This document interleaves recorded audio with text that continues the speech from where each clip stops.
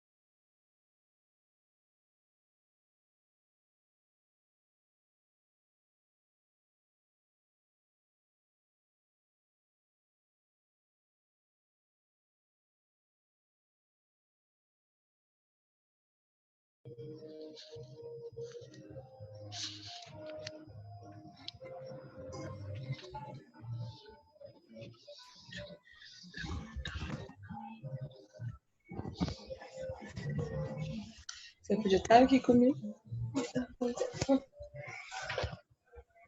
Não tô gatinho, não. Tá feliz?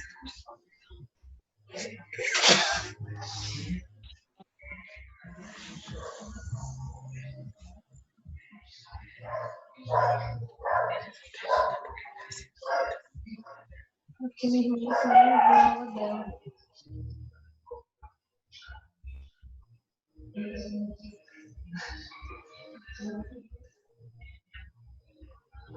Trabalhando, passando na reunião. Trabalhando na reunião. Dá pra... Você tem que...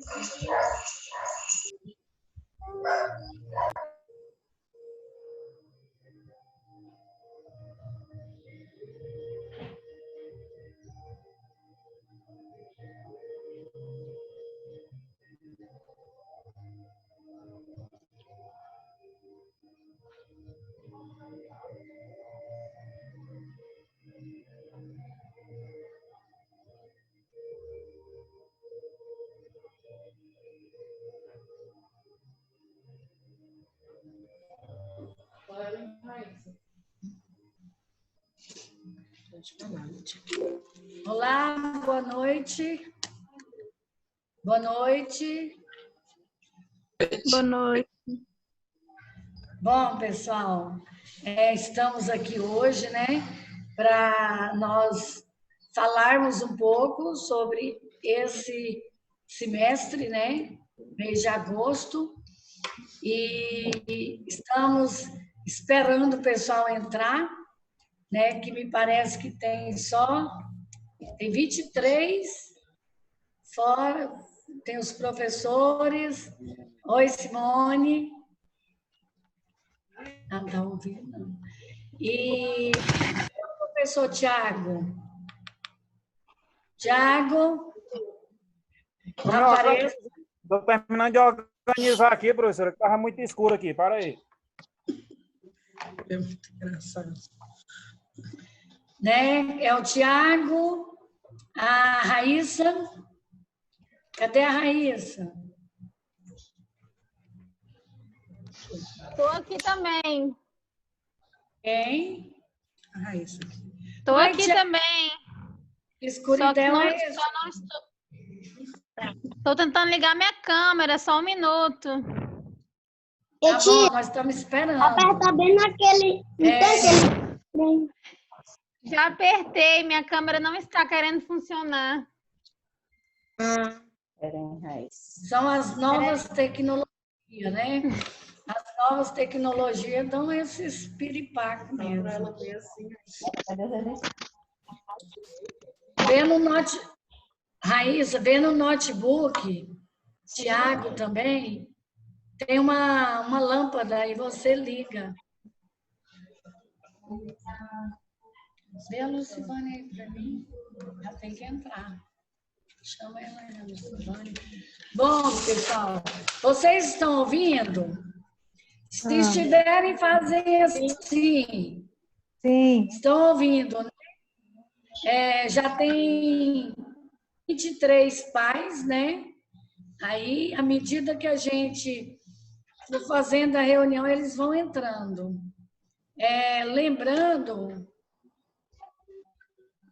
Lembrando que o Zoom, a cada 40 minutos, ele cai. Na hora que cair, vocês entram de novo, tá bom? Lembrando que aí embaixo na tela do seu computador, do seu celular, tem um nomezinho no final aí para vocês entrarem, o chat, né? Para vocês se inscreverem ao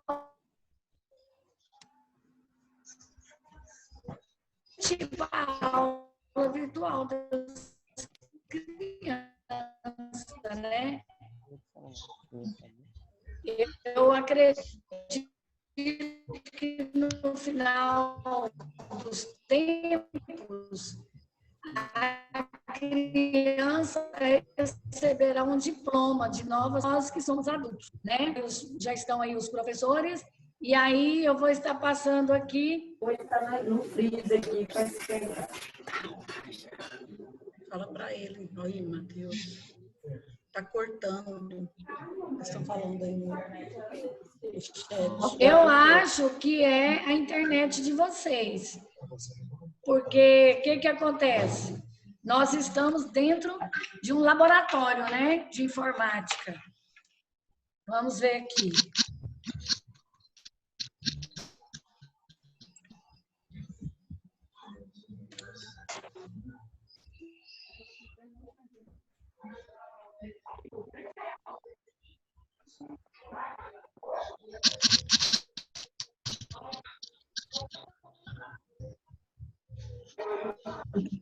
Internet.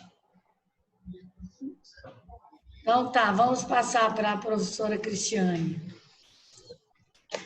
Olá, pessoal, boa noite. Né? É um prazer estar junto a vocês mais uma vez. Alguns rostinhos aí a gente se lembra, né? Outros, né? Nós nunca tivemos contato. Esse segundo semestre, cada vez mais é necessário a nossa presença, a nossa comunhão, a nossa união, né? Graças a Deus já passamos pelo primeiro semestre, avançamos aí rumo ao segundo semestre, e eu tenho certeza que você, a partir dessa reunião, vai sair, né, daqui com uma nova visão e um novo pensamento a respeito do semestre que será cursado aí pelos filhos de vocês.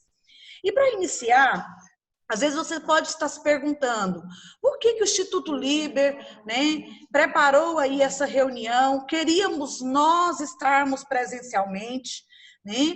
Mas em função da pandemia que nos assolou e que nos pegou de surpresa, estamos nós aqui nos readaptando, né, ao processo virtual, aquilo que os especialistas chamam hoje de novo normal, né?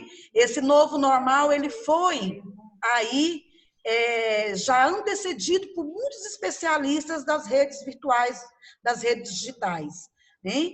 Então, e para te mostrar isso, eu quero nesta noite te alertar que às vezes a gente pensa assim, Cristiane, professora Lídia, a pandemia é nova, é tudo muito novo, nós não estamos preparados para isso, para esse novo normal. Só que eu quero alertar o seu coração e sua mente nesta noite que não é nada novo. Nós já passamos por um período parecido a este na história, né? E para isso eu quero que você assista comigo aí esse vídeo que nós vamos colocar. Vai lá, professor Matheus.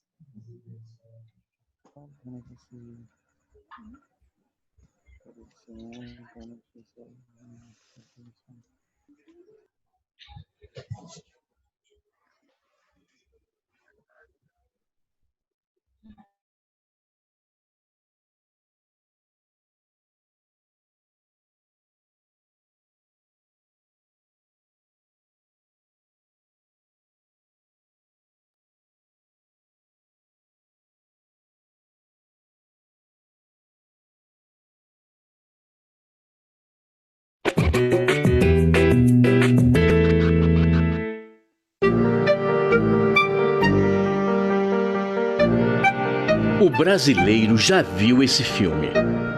Ruas vazias, lojas e restaurantes fechados, cadáveres empilhados nas calçadas. Coronavírus? Não. Gripe espanhola. A pandemia que matou mais de 50 milhões de pessoas no mundo inteiro há pouco mais de 100 anos. Em 1918, a Primeira Grande Guerra Mundial estava acabando, deixando um saldo de mais de 5 milhões de mortos. Mas algo muito pior estava a caminho. A gripe espanhola, na verdade, não nasce na Espanha. Os primeiros casos surgem em alojamentos militares nos Estados Unidos e numa base inglesa na França. Mas como a imprensa dos países em guerra estava sob censura, a notícia da pandemia começa a aparecer mesmo nos jornais da Espanha, que não participava da guerra. A gripe, causada pelo vírus influenza H1N1, se alastra rapidamente pelo mundo e em setembro de 1918 chega ao Brasil a bordo do navio inglês Demerara. Mas é claro que existem teorias da conspiração que dizem o contrário. Foram os alemães que engarrafaram o vírus e jogaram nas praias brasileiras. De uma hora para outra, milhares de pessoas infectadas começam a morrer. Carlos Seidel, uma espécie de ministro da saúde daquela época, não dá muita bola e diz que a espanhola é apenas uma gripezinha de caráter benigno. Ele não decreta quarentena e ainda propõe censurar a imprensa brasileira, que leva pânico à população. Mas são justamente os jornais que revelam o que está acontecendo aqui e no resto do mundo. Para vencer a pandemia, o remédio conhecido é isolamento e internação hospitalar. Como não há hospitais públicos no Brasil, o desespero é geral. As pessoas procuram as delegacias e as farmácias em busca de orientação. Vende-se de tudo. Água tônica de quinino, elixir milagroso, sabonete. Quem não tem dinheiro faz uma mistura de cachaça, mel e limão que passa a ser conhecida como caipirinha. Até automóvel é anunciado como forma de evitar a gripe, fugindo das aglomerações dos transportes públicos. Mas nada disso adianta. Em apenas um dia, a cidade do Rio de Janeiro contabiliza 920 mortos. Faltam coveiros e os corpos apodrecem nas ruas. Por isso mesmo, a polícia tira à força pessoas de dentro de casa para ajudarem nos enterros, que eram feitos sem velório e muitas vezes em plena madrugada. Pressionado, o governo coloca o renomado cientista Carlos Chagas, que havia trabalhado com Oswaldo Cruz, no comando da saúde pública. Ele cria 5 hospitais improvisados e mais de 20 postos de atendimento. Distribui cartilhas e panfletos com recomendações de higiene e isolamento. Lave as mãos constantemente, se da gripe quer livrar-se. Arranje um jeito e disfarce, evite o aperto de mão. Mas se vexado consente, lave as mãos frequentemente com bastante água e sabão. Aos poucos, as medidas começam a dar certo e tudo passa. Inclusive a crise na educação, já que os estudantes que haviam perdido 2 meses de aulas passam de ano automaticamente. Rodrigues Alves, o recém-eleito presidente da República, é mais uma vítima da gripe, que mata cerca de 35 mil brasileiros. Só então, a saúde pública começa a ser levada a sério no Brasil, o que levaria à criação de um ministério em 1930. Como diria o pensador Edmund Burke, o povo que não conhece sua história está condenado a repeti-la.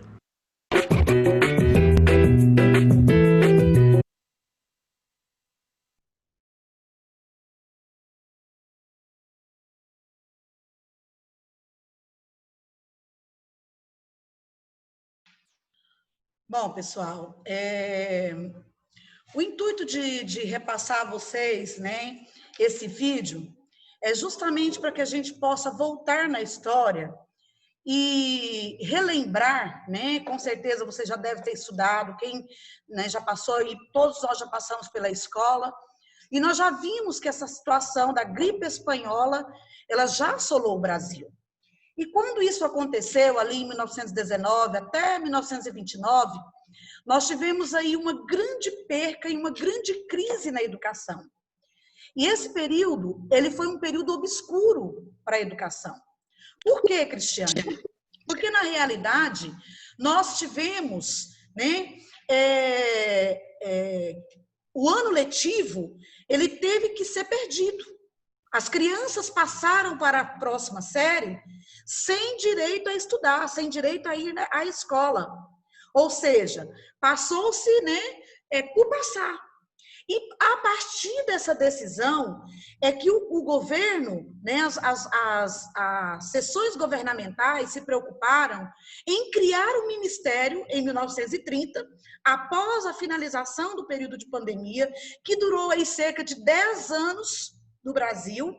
Eu estava analisando esse vídeo hoje, durou aí cerca de 10 anos essa explanação, essa pandemia, e quando foi em 1930, instituiu-se no Brasil, né, o Ministério da Educação. Né? E esse Ministério da Educação veio para quê?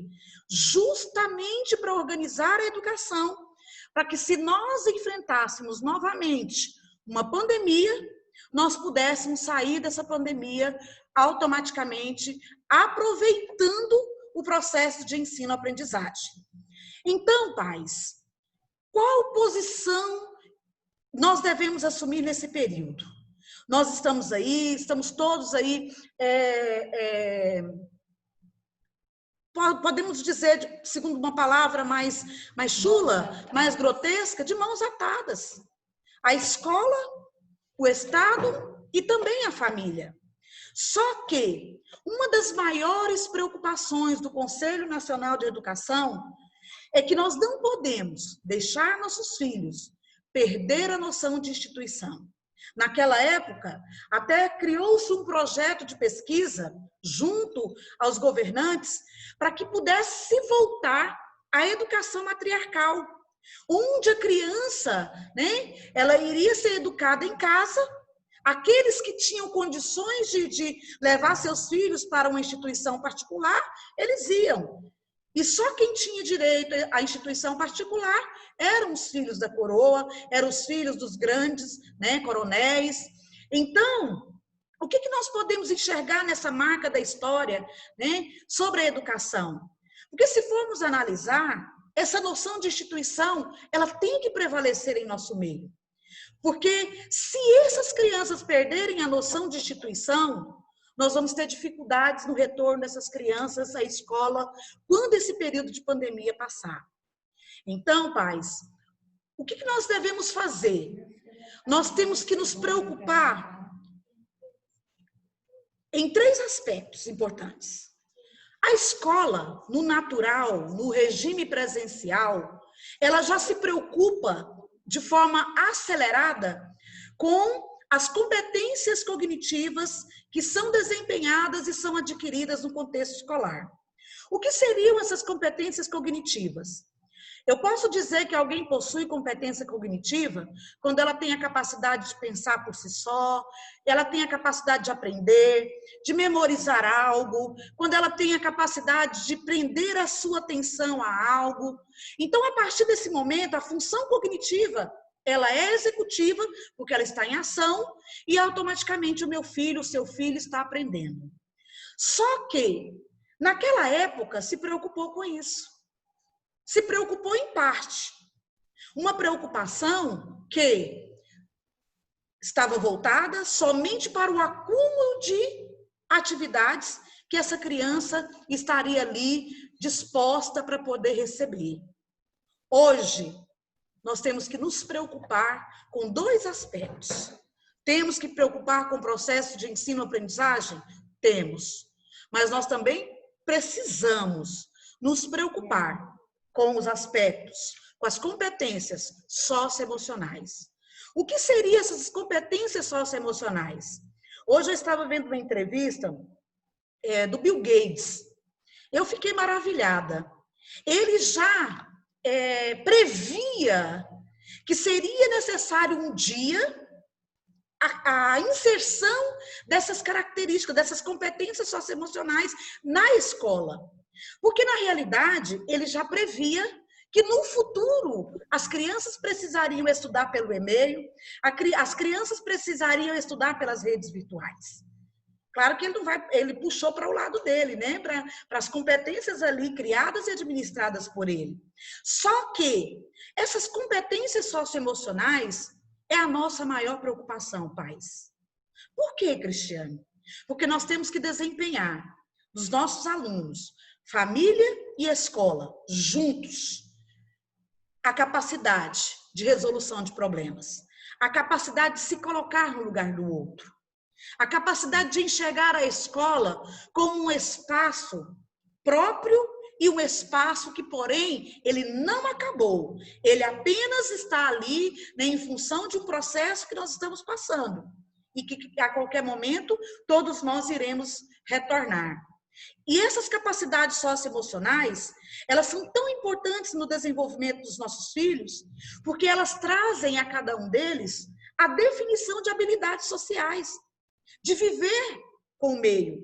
Eu sempre costumo dizer, pais, desde o início dessa pandemia, que quando nós retornarmos para as aulas presenciais, quando retornarmos para a escola, você pode ter certeza que essas crianças terão mais amor, nós teremos, após a pandemia, as famílias vão estar mais unificadas. Por quê? Porque você, nós estamos tendo a oportunidade de reconhecer as emoções dos nossos filhos. Então, pais, cuidado com os aspectos que estão sendo trabalhados. Por quê? Porque às vezes ele pode estar se perguntando o que está acontecendo no cenário. Eles muitas vezes estão sem saber. É coronavírus, é Covid-19, não pode sair na rua, não pode ir na escola. Se você pegar na mão da sua professora, você vai pegar o coronavírus. É isso que eles estão escutando. E aí? As aulas estão aí, são virtuais. Eles vão se deparar com a tela de um computador. E aí eles vão se perguntar, uai, por que tudo isso? Meus professores são perigosos? Só que nós temos que gerar juntos uma linguagem. Não, seus professores não são poderosos. A escola não deixará de existir, ela vai existir. Só que você tem que entender que o seu professor vai te ensinar a pensar. Nós temos que gerar isso nos nossos alunos. Porque quando nós gerarmos isso nos nossos alunos, o que vai acontecer com a escola? Nós vamos desempenhar o nosso papel, pais. Você vai desempenhar o seu papel enquanto família e nós iremos desempenhar o nosso papel enquanto escola. Porque eu sempre tenho conversado com muitos especialistas, né, na área da psiquiatria, e eles têm me dito, eu tenho vários colegas nessa área, e eles falam, Cristiane, as clínicas psiquiátricas estão lotadas.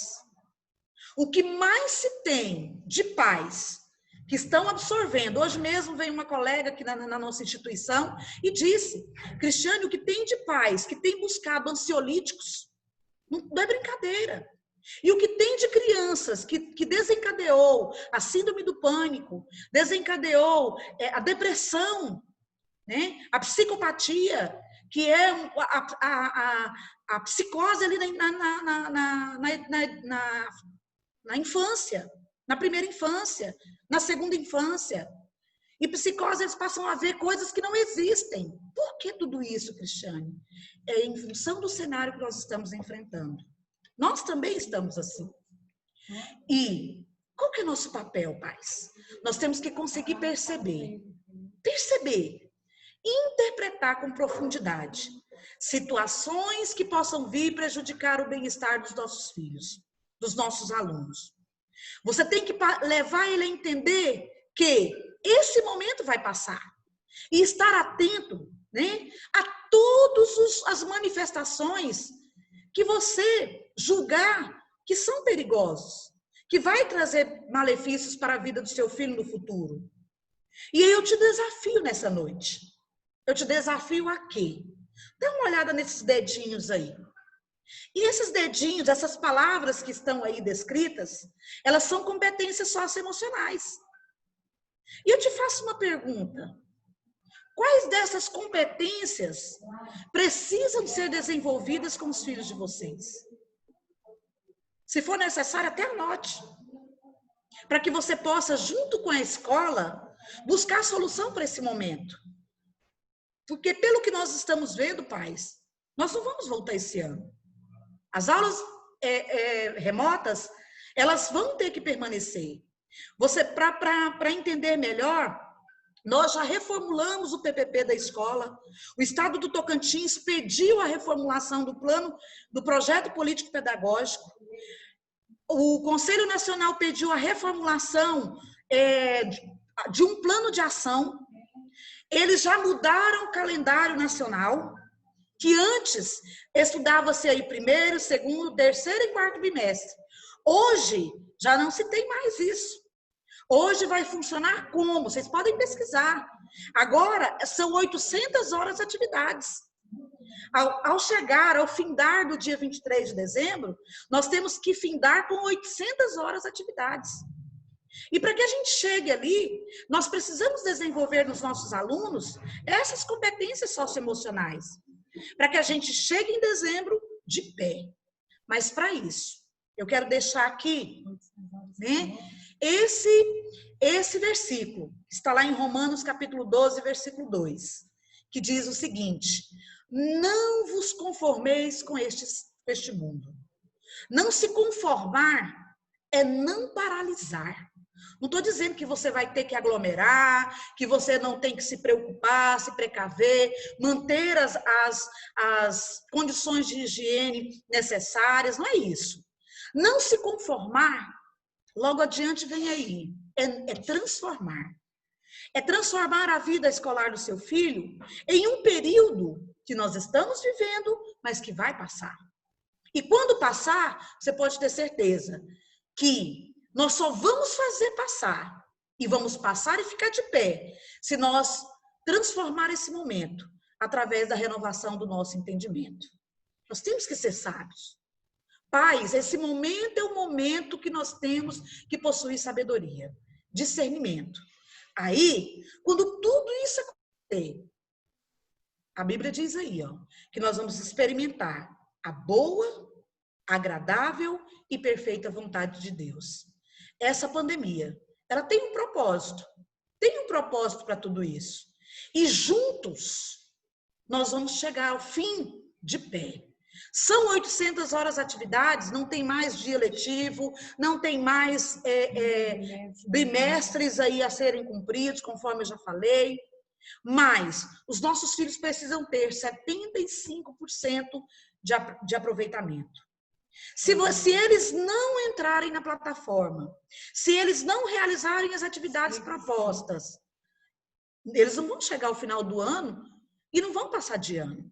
E nós não queremos que os seus filhos percam, porque esse 75% de aproveitamento é nada mais nada menos a frequência do seu filho nas plataformas, porque quando ele entra ali na plataforma, é registrado ali que ele está presente na aula.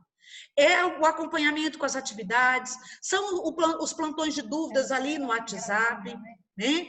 E, além do mais, é o nosso desejo, é o desejo do Instituto Liber, que nós possamos chegar no dia 23 de dezembro e todos os nossos alunos estejam aí com esse nível de aproveitamento satisfatório. Lembrando que, se nós não nos unirmos, nós não conseguiremos chegar.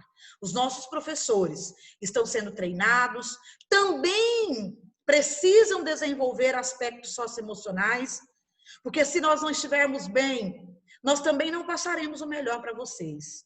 E do mesmo jeito vocês.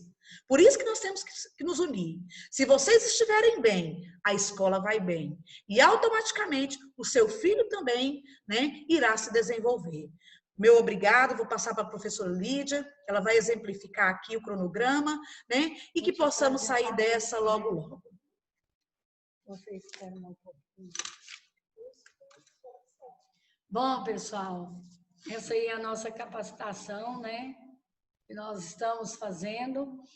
Às vezes, os pais acham que é difícil para eles, né, para vocês, mas também é difícil para o professor e é difícil para a instituição também.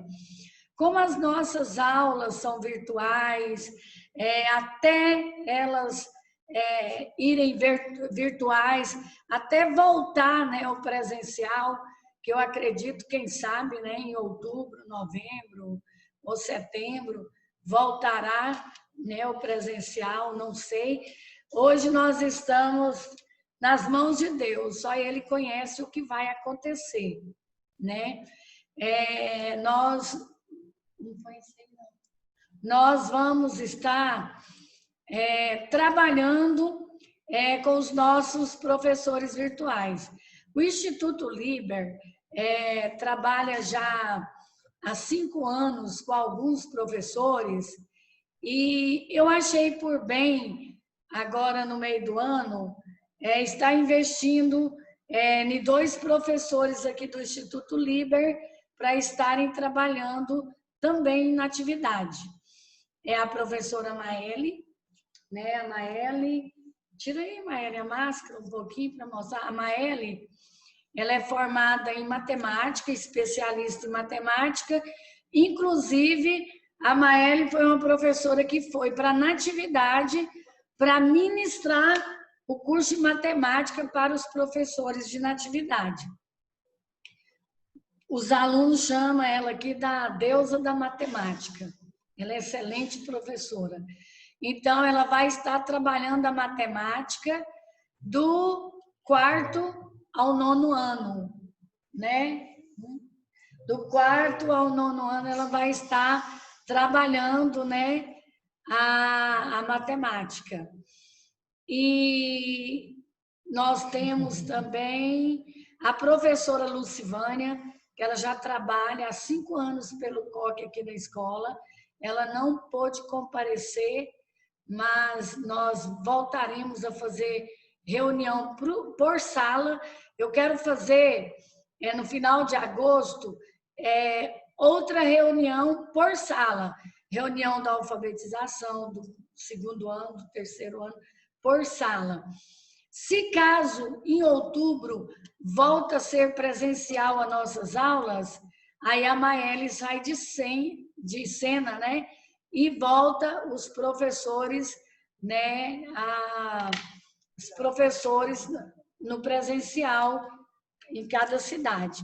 Mas hoje, como nós vamos trabalhar o lado emocional, o lado afetivo, o lado virtual da criança, então nós estamos com essa equipe, né? O professor Tiago, cadê o Tiago? Inclusive, ele é pai e ele é professor aí na atividade. O Tiago foi aluno nosso, né, da pedagogia, e ainda é aluno, né, de outros cursos que ele está fazendo com a gente aí na atividade, porque nós temos faculdade em natividade. Um excelente professor. Temos a professora Raíssa, Ellen Raíssa, cadê a Ellen? Que também é uma excelente professora. A Ellen, ela pegou o português do 4º ao 9º ano. 4º, 5º e 6º de natividade, 7º, 8º e 9º de Porangatu, porque é uma excelente professora. Então, o que nós fizemos? Nós pegamos essa equipe e fizemos uma capacitação. Eu estou indo para a natividade amanhã de manhã, para terminar a capacitação com a Raíssa e com o Tiago, amanhã de manhã. Né? Temos aí a professora Catiane, né? Que antes ela era coordenadora, quando tinha alunos, né, presenciais.